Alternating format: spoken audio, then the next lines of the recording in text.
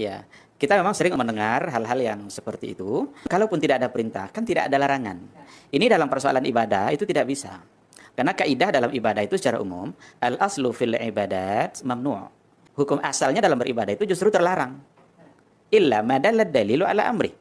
Kecuali kalau sudah ada perintahnya. Sudah ada dalil yang di situ memerintahkan satu ibadah. Jadi hukum asalnya dia dilarang. Berbeda nanti dengan muamalah. Hukum asal dalam muamalah justru kebalikannya, dibolehkan. Kecuali kalau sudah ada hal-hal yang melarang. Oleh karena itu, kan tidak ada larangan, itu tidak bisa. Karena tidak ada dalil, itu sudah menunjukkan larangan dalam ibadah. Maka asalnya ibadah itu terlarang. Sholat itu asalnya terlarang. Kalau tidak ada perintah untuk sholat Jumat di hari Jumat, kita tidak boleh sholat Jumat. Karena hukum asalnya adalah terlarang. Sampai ada dalil yang menyuruh. Maka tidak ada dalil, itulah bentuk dari pelarangannya. Assalamualaikum warahmatullahi wabarakatuh. Alhamdulillahirabbil alamin wassalatu wassalamu ala sayidina Muhammadin asyrafil mursalin wa ala alihi wa sahbihi ajmain amma ba'du. Jangan-jangan salawat yang saya baca juga bid'ah ini. Pak Dr. Helmi Hasan LCMA. Benar apa yang Anda sampaikan. Kalau tidak ada dalil perintah, ndak boleh ditanyakan dalil larangannya, gitu ya. Apa memang benar seperti itu? Pertama begini ya Pak Dokter. Yang pertama, kalau memang kita mau menggunakan Al-Quran dan hadis, pertama, kalau kita memang kembali terhadap Al-Quran dan hadis sesuai pemahaman sahabat, tapi Anda kok buat kaidah sendiri seperti itu ya? Apakah kaidah yang Anda buat itu adalah buatan sahabat atau memang Rasulullah yang menyampaikan seperti itu? Kalau Anda menjawab itu kan ulama. Ya berarti Anda itu memahami dengan pemahaman ulama juga kan, bukan memahami langsung perintah dari Rasulullah Shallallahu Alaihi Wasallam bahwa ibadah itu asalnya adalah terlarang hingga ada dalil yang memperbolehkannya atau memerintahkannya. Maka tidak boleh seseorang itu menanyakan, kalau ini tidak ada dalil perintah, apakah harus dicari dalil larangannya? Tidak boleh. Kalau memang seperti itu Pak Dokter. Pertama begini ya, saya melihat teman-teman salafi ini kebelinger, bingung dalam menentukan mana ibadah mahdhah, mana ibadah mahdhah mutlaqah, dan mana ibadah mahdhah yang muqayyadah. Jadi kaidah itu langsung dipukul rata semuanya, baik ibadah mahdhah mutlaqah dan ibadah mahdhah yang muqayyadah, semuanya dipukul rata pakai kaidah itu. Sehingga mereka sendiri kadang terjebak dengan kebingungan dan kebelingeran kaidah yang mereka pahami secara sembrono itu sendiri.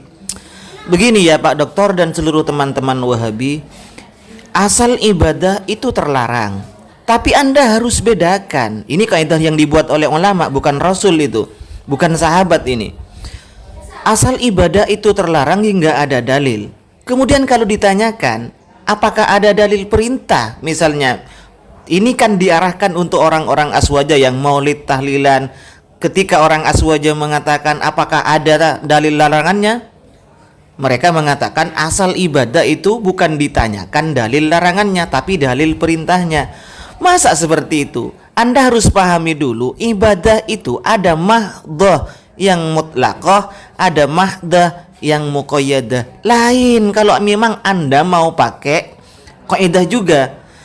Kalau mahdhah yang muqayyadah, yang muakkotah, maka al-aslu fil ibadah al-mamnu atau at-tahrim atau at-tawquf, itu at-tawquf ya, at-tawaqquf ya.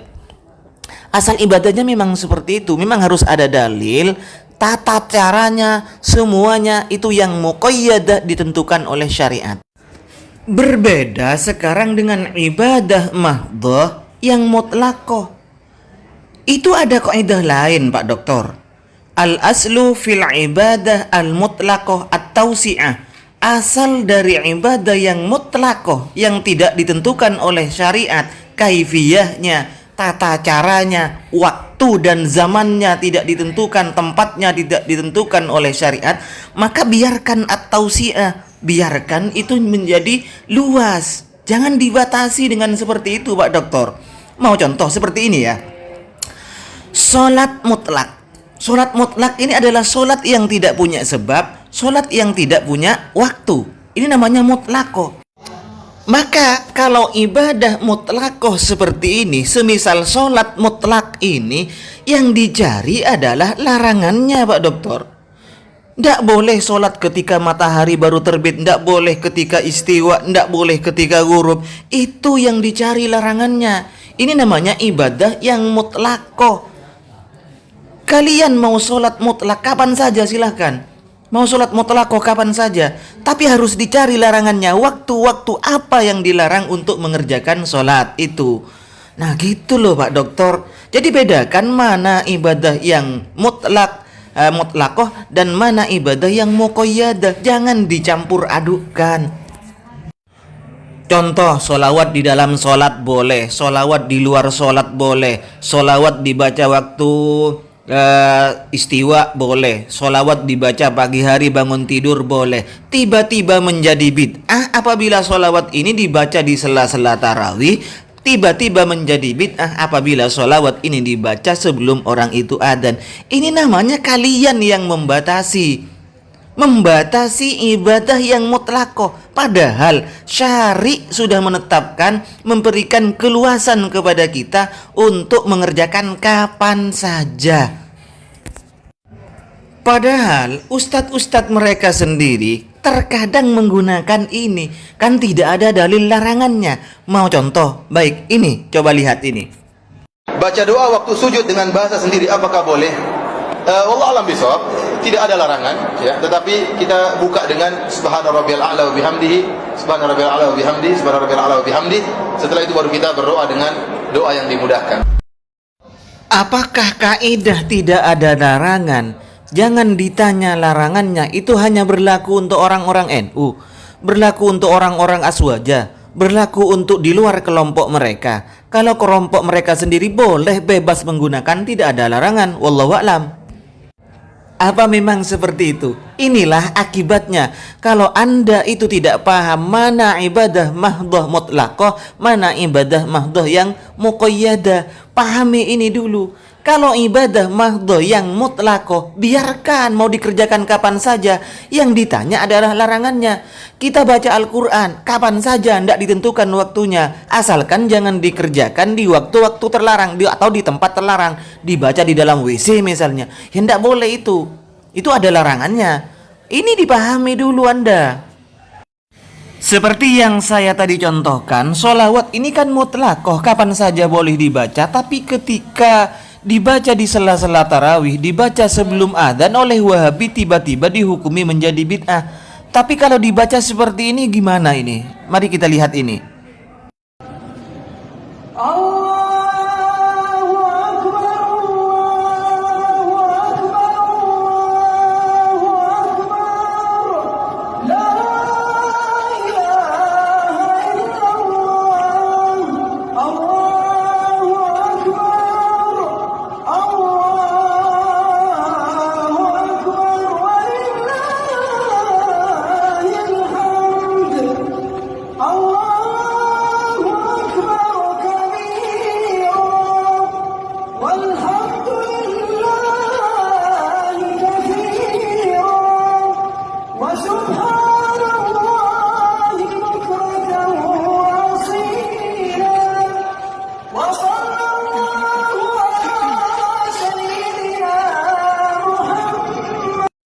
Itu di Masjid Nabawi, takbiran kemudian dipaketkan dengan wasallallahu, dengan sholawat. Gimana kalau seperti itu?